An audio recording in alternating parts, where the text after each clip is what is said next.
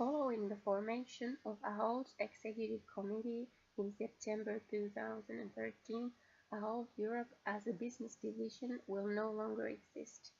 The company will refocus its current Ahold Europe operations and its leadership on building the Albert Heijn business in the Netherlands and adjust markets through its various formats and channels. Dick Boer, CEO Ahold, said, "The food retail industry continues to evolve rapidly, and we see significant opportunities for growth to cater for the changes in the way that our customers shop. Today's decisions will bring management closer to running the business.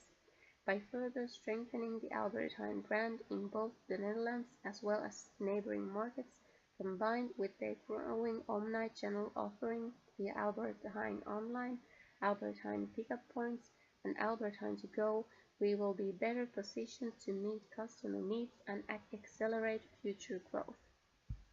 Other important areas for growth for Ahold are the rollout of Albert Heijn and bol.com in Belgium, and Etos and Gal in the Netherlands.